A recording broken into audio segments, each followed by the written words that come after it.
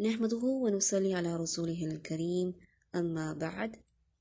سورة البقرہ پارہ نمبر 2 ربع 1 آیت نمبر 173 سے 176 کی ٹرانسلیشن کوشچن آنسر کی شکل میں دیکھیں گے. آیت نمبر 173 ہے. اللہ تعالیٰ فرماتے ہیں انما حرم علیکم، انما بے شک، حرم اس نے حرام کیا ہے، علیکم تم پر. اللہ نے حرام کیا ہے کس پر؟ ہم سب پر. کیا حرام کیا ہے؟ المیتۃ، میتۃ مردار، والدم اور خون، ولحم الخنزیر اور گوشت خنزیر کا یعنی سور کا، پگ کا. اور کیا چیز؟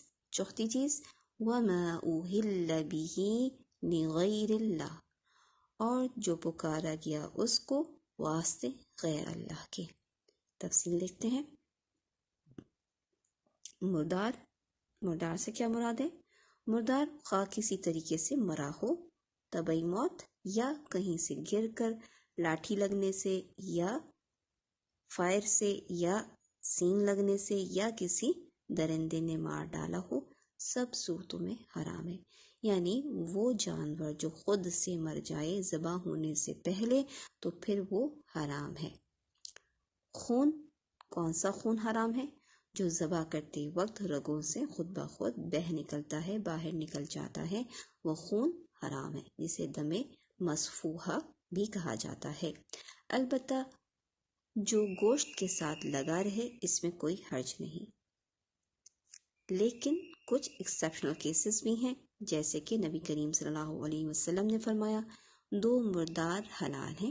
کون سے 2 مردار حلال ہیں؟ ایک مچھلی اور دوسری ٹڈی.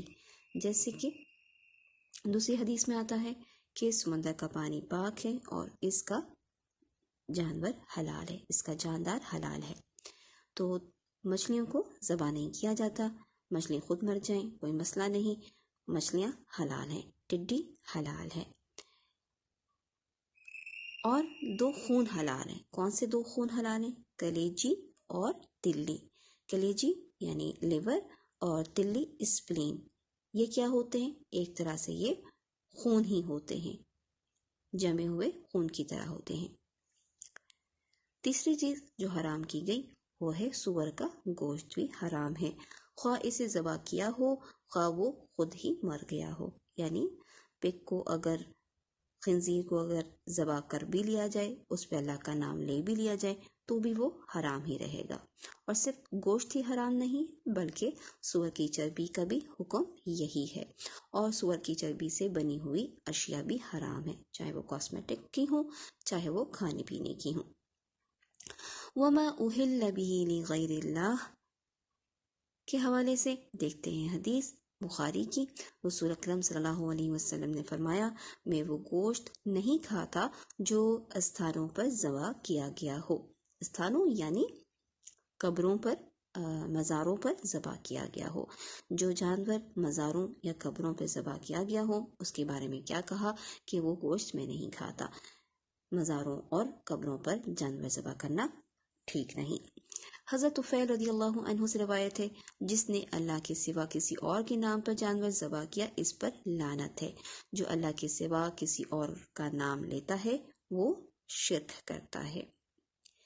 یہاں یہ بات جاننا بھی ضروری ہے کہ وما اہل میں صرف جانور ہی داخل نہیں ہیں بلکہ وہ تمام چیزیں بھی شامل ہیں جو اللہ کے علاوہ کسی اور کے لیے بنائی جاتی ہیں.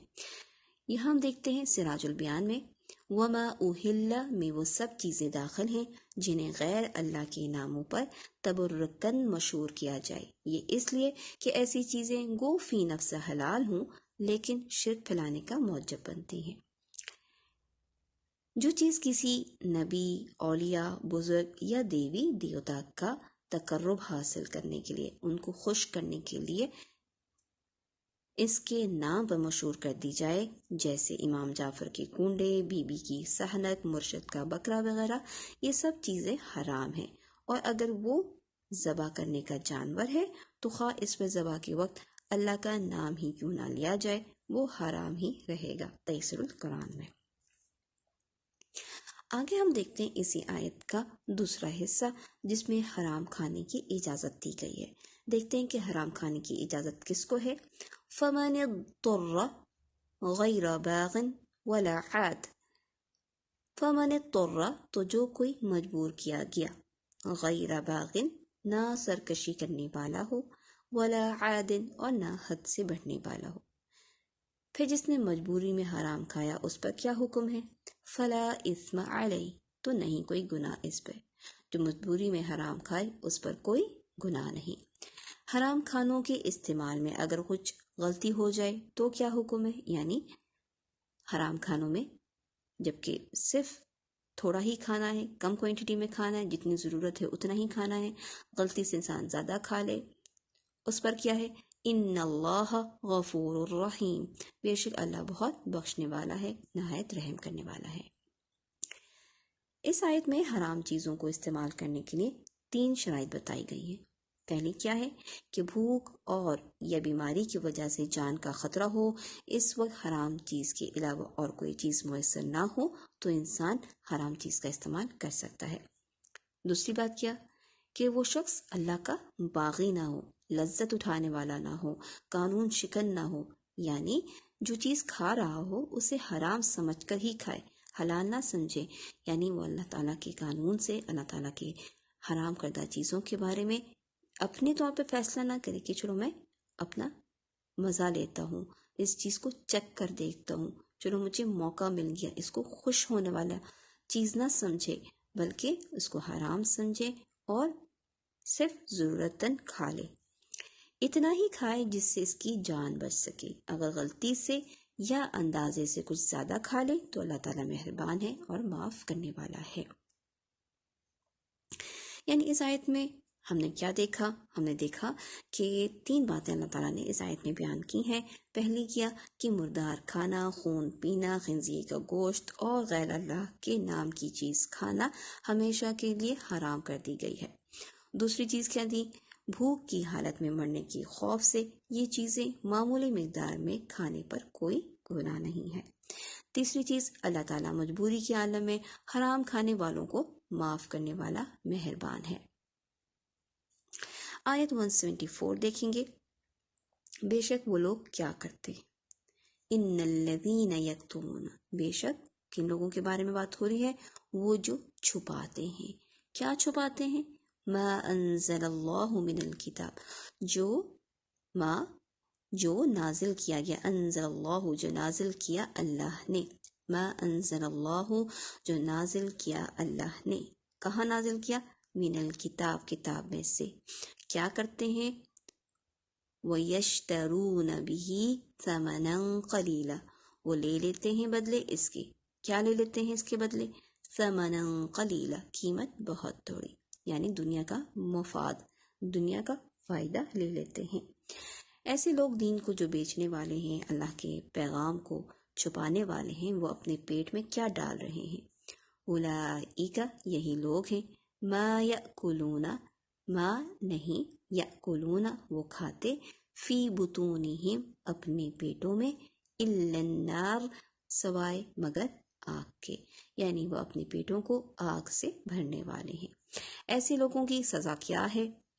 تو ان کی سزا یہ ہے کہ ولا یکلمہم اللہ یوم القیامہ، ولا یکلمہم اور نہیں کلام کرے گا.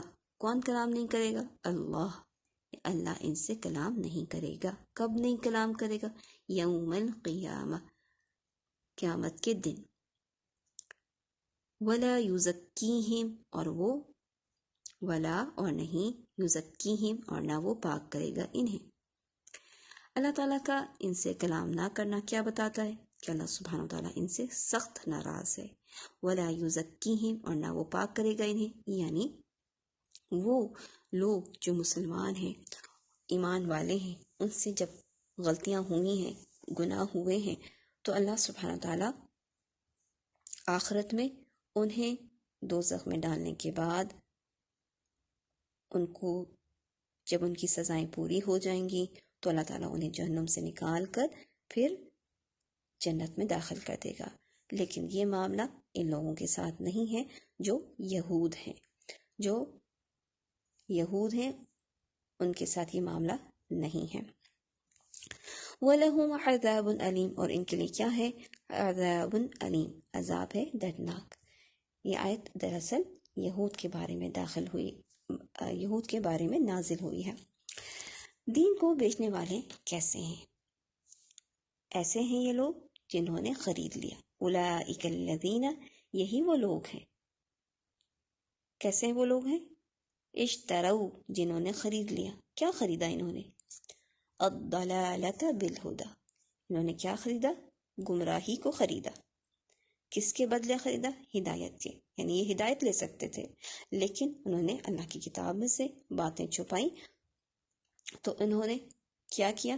گمراہی کو خرید لیا ہدایت کے بدلے۔ دوسرا کام کیا کیا؟ والعذاب بالمغفرہ، اور عذاب کو خرید لیا بدلے کس چیز کے؟ مغفرت کے بدلے۔ تو تعجب کے لیے فرمایا فما اصبرهم علی النار، تو کتنا صبر ہے ان کا آگ پر۔ کیوں کہا یہ بات؟ یعنی جو کام انہوں نے کیا ہے وہ ایسا کام ہے کہ جس کی وجہ سے انہیں جہنم کی آگ کو برداشت کرنا پڑے گا۔ تو کتنے جرأت مند ہیں، کتنا صبر ہے ان کا آگ پر کہ انہوں نے جانتے بوجھتے اللہ کی کتاب میں سے اللہ کے پیغام کو لوگوں سے چھپا لیا تاکہ وہ دنیا کا تھوڑا سا فائدہ اٹھا لے۔ یہ آگ کا عذاب کیوں ہے؟ کیونکہ اللہ سبحانہ و تعالی نے کیا نازل کیا تھا؟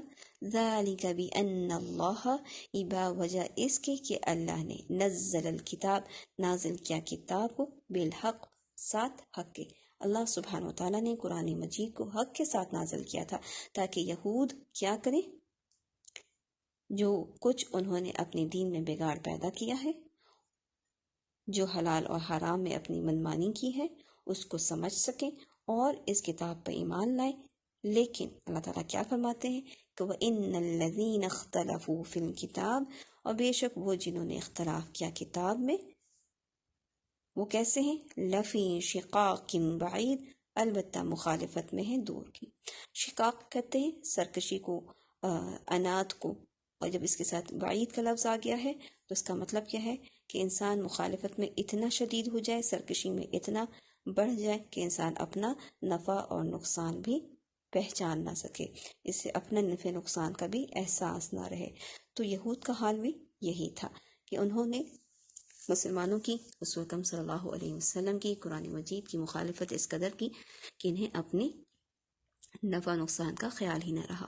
یعنی انہوں نے آپ صلی اللہ علیہ وسلم کی بارے میں جاننے کے باوجود آپ صلی اللہ علیہ وسلم کو نہ پہچانا، لوگوں کو آپ صلی اللہ علیہ وسلم کی پہچان نہیں کرائی، اور مزید بہت سی تفصیلات۔ یعنی وہ جانتے بوجھتے مخالفت میں اس قدر بڑھ گئے کہ انہیں اپنا احساس نہیں رہا کہ جو کچھ وہ کر رہے ہیں اس کی وجہ سے وہ جہنم کو یا آگ کو اپنے پیٹوں میں بھر رہے ہیں۔